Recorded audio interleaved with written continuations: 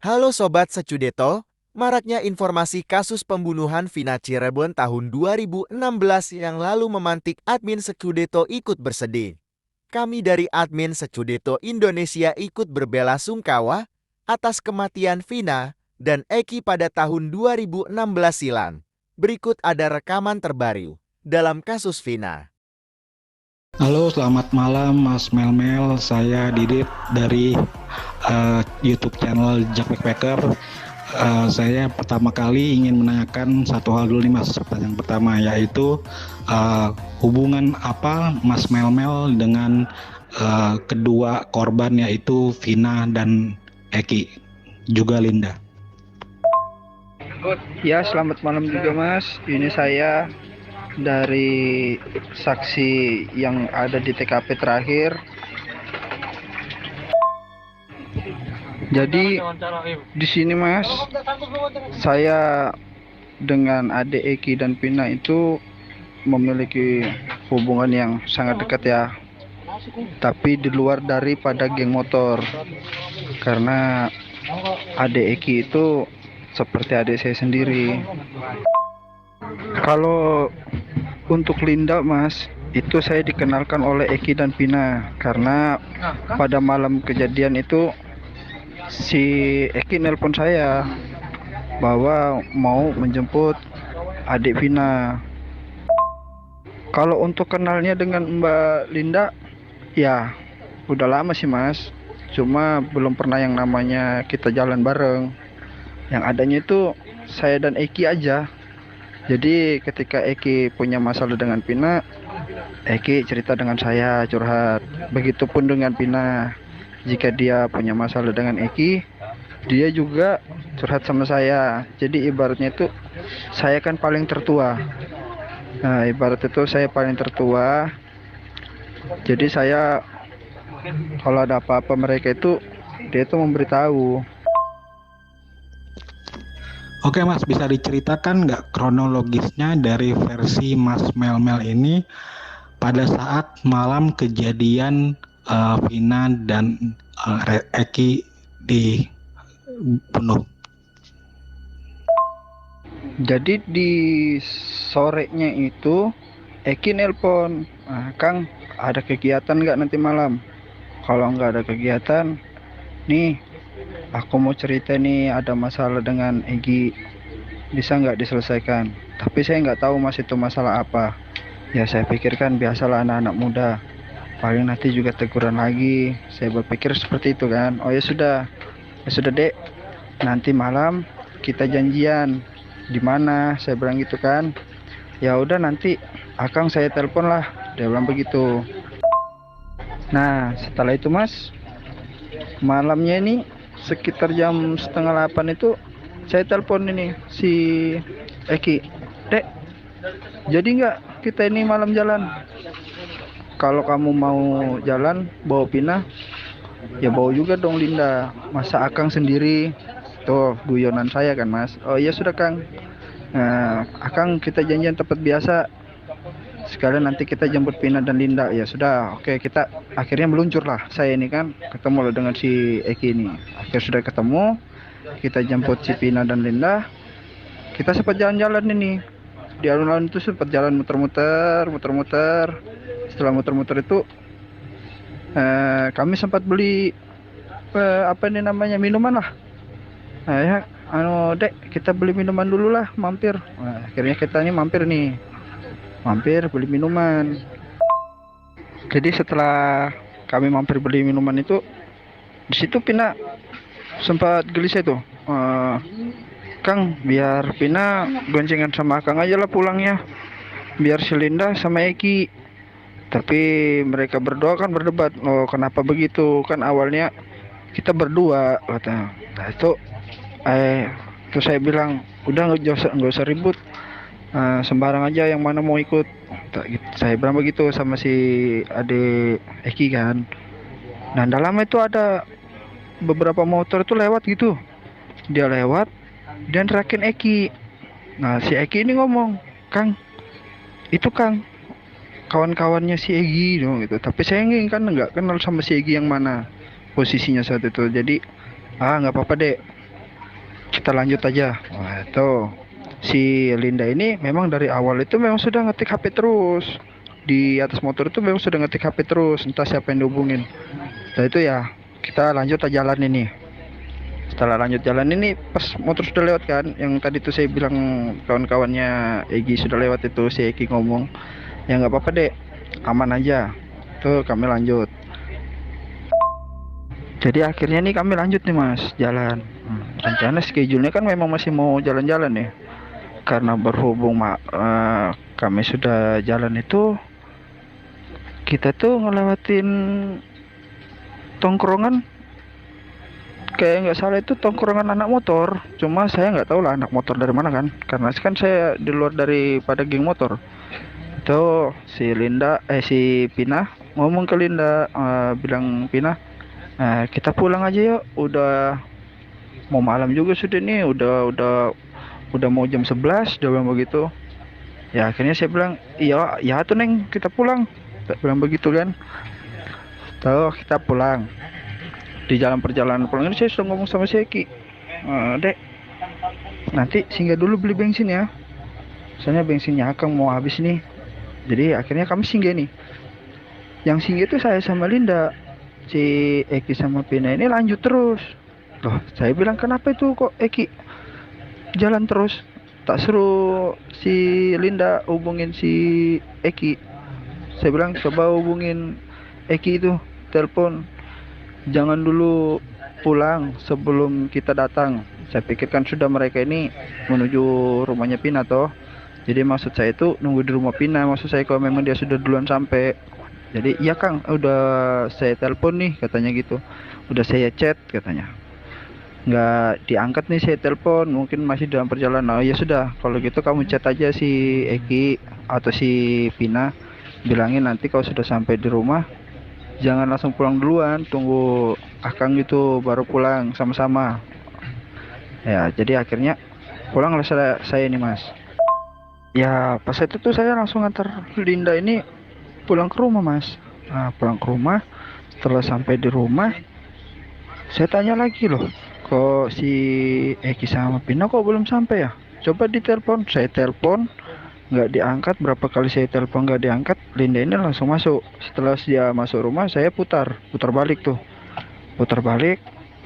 Saya keluar sudah jalan raya itu, saya putar-putar nih cari kemana nih si Eki nih, kok nggak diangkat-angkat nih, perasaan gak enak. Akhirnya saya ketemu tuh sama temennya si Eki. Dia bilang begini, Kang, susul si Eki ke jembatan Play apa itu. Dia bilang susul Eki di jembatan apa gitu, bilang malam itu. Dia bilang si Egi sama kawan-kawannya tuh mau berantem tuh, mau kasih pelajaran ke Eki itu. Nah, akhirnya saya nih panik kan, langsung lah saya nih langsung meluncur ke lokasi tuh. Sebelum sampai di jembatan itu, saya itu melewati ini SMP 11. Nah, di SMP 11 itu saya taruh motor tuh. Saya taruh motor, saya lihat tuh mereka tuh di dalam. Saya juga nggak berani untuk masuk ke dalam karena ini Pina sama Eki ini sudah dipukulin gitu. Tuh ada warung yang masih buka ya mas, ya nggak buka full, maksudnya itu sudah mau tutup lah. Di situ tuh ada laki-laki mas, saya ajakin untuk masuk ke dalam, nggak berani. Nah dia nggak berani masuk ke dalam, akhirnya saya lah memberanikan diri ngendap, akhirnya mereka itu ya mas. Jadi pas setelah saya sudah ngendap, saya ngelihat itu penyiksaan di 11 orang itu mas, semuanya tuh yaitu Pina itu mas. Saya mau maju tapi saya nggak berani, apa nanti saya jadi yang ketiganya, saya bilang begitu kan. Kalau si Eki di lokasi itu juga sudah nggak bisa ditolong. Jadi setelah Pina selesai digituin, mereka bawa ke jembatan itu. Nah, di situ mereka taruh Eki dan Vinaya. Setelah mereka pergi tuh, saya ngampirin. Saya sempat tuh megang si pertama tuh, saya megang Eki ya. Di situ memang sepi betul lah mas. Akhirnya saya tuh megang Eki, saya periksa Eki, nggak ada, memang sudah pergerakan. Jadi saya pindah ke Pina. Pina ini kan sudah sebagian bawahnya kan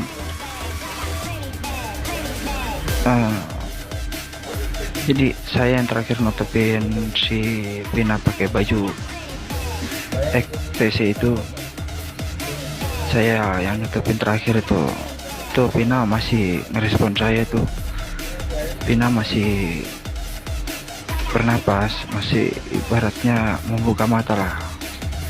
Saya sempat bilang, maaf Neng, Akang terlambat datangnya. Ya cuma mengeluarkan air mata gitu ya mas. Ya cuma mengeluarkan air mata, ingin ngasih tahu tuh ada yang mau disampaikan ke saya, tapi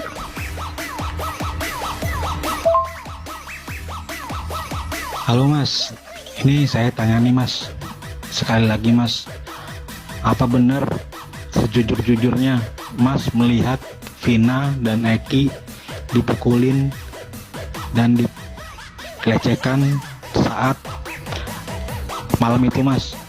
Ini saya tanya sekali lagi ya mas ya. untuk sementara bukan saya tidak berani, cuma untuk melawan mereka itu kita harus pintar.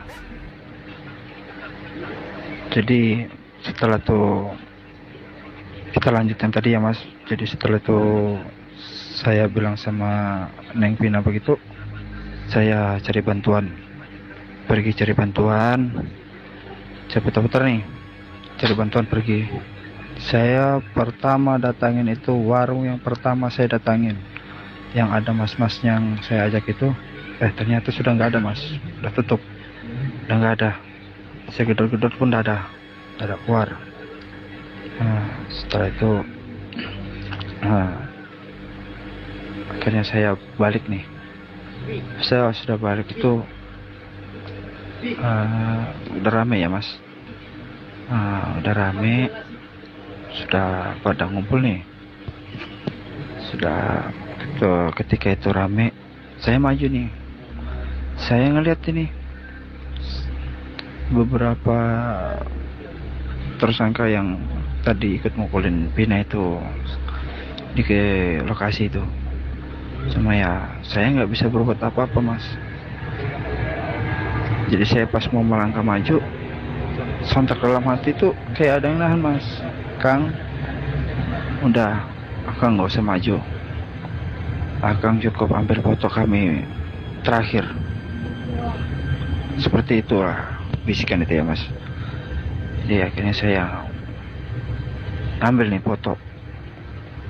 Makanya saya kenakan itu foto itu saya kenakan sepatu ya.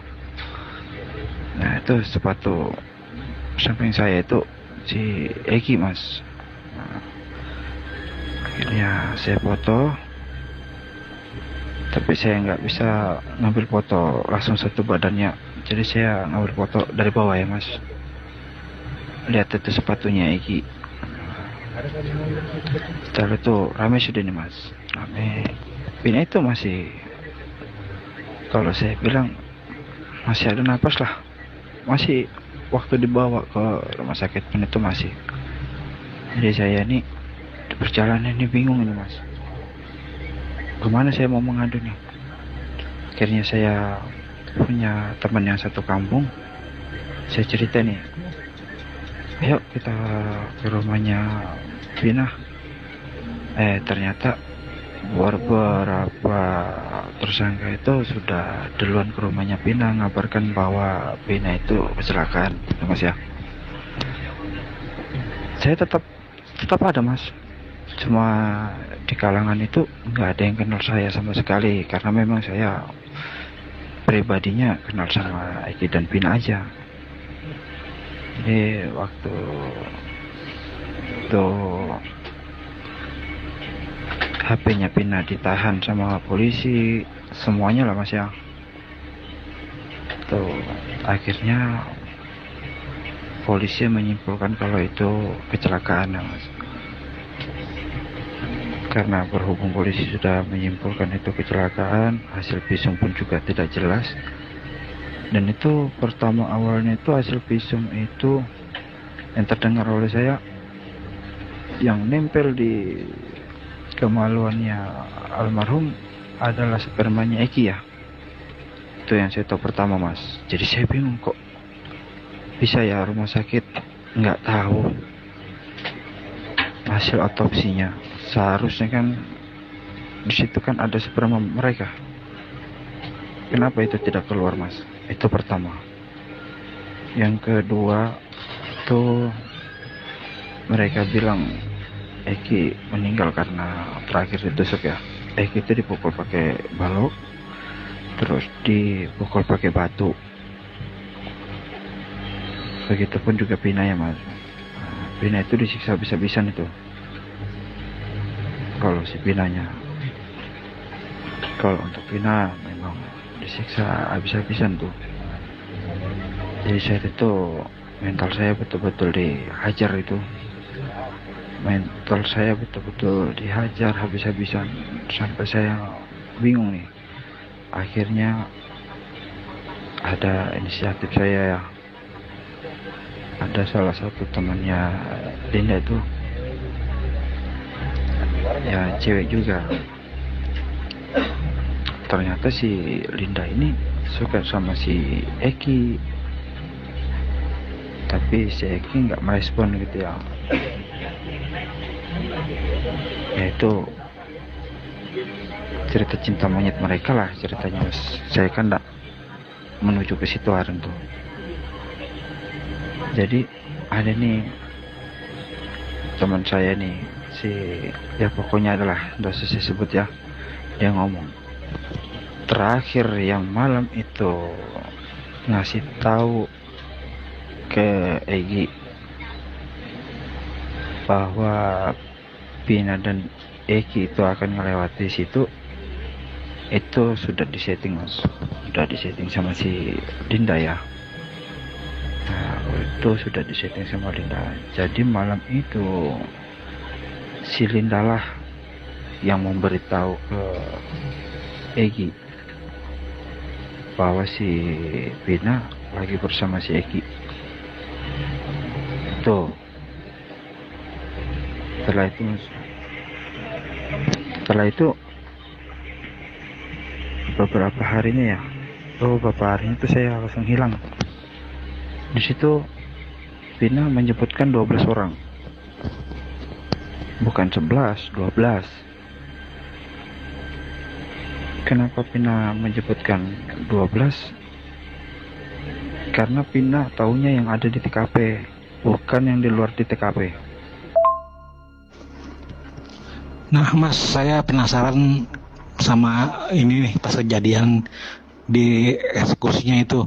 Berarti masnya tahu dong ya wajah-wajah para tersangka saat itu kan masih tersangka ya, tersangka yang mengeksekusi dan melecehkan Vina di tempat depan SMP 11 itu ya mas ya. Dan kalau memang tahu wajah-wajahnya, apakah para tersangka yang diciduk polisi saat itu merupakan orang-orang yang mas lihat di TKP di malam itu? Kalau untuk yang 8 tersangka itu sudah saya pastikan iya mas. Nggak ada yang katanya salah tangkap. Itu sudah 100% iya. Sekarang asumsinya kalau memang mereka 8 orang itu disiksa oleh polisi, apakah mungkin ini ya mas ya, apakah mungkin polisi akan membunuh mereka? Kalau memang mereka nggak bersalah, kenapa coba nggak mengelak di saat 2016 silam itu. Karena di sini masih ada saya. Kenapa Pina menyebutkan 12 orang? 12 orang yang disebutkan Pina itu terakhirnya adalah saya. Karena yang disebut yang di lokasi ya mas, yang di TKP. Tapi Pina tidak menyorot ke saya karena memang di situ saya nggak terlibat kasus pembunuhan ini ya. Di situ saya ingin menyelamatkan, dan di situ juga saya sudah seperti kakak lah buat mereka ini berdua. Orang yang pertama tersakiti itu adalah saya mas. Jika hukum tidak bisa memonis mereka, maka hukum saya sendiri yang akan memonis mereka. Ingat kata-kata Pina yang terakhir dia ucapkan, kalau polisi tidak bisa menghukum, maka Pina akan kasih mati semua. Itu betul mas. Itu mutlak pasti terjadi. Dan jangan sangka si Sakala itu akan bebas berkeliaran. Dan begitulah rekaman terbaru dari seseorang yang bernama Melman tersebar ke media sosial. Kami admin Secudeto mendoakan semoga almarhum dapat tempat di sisi Allah dan juga diterima amal ibadah Vina dan Eki, juga keluarga Vina dan Eki diberi kesabaran dalam menghadapi ujian. Nah, semoga kasus Vina ini segera terungkap yang sebenar-benarnya.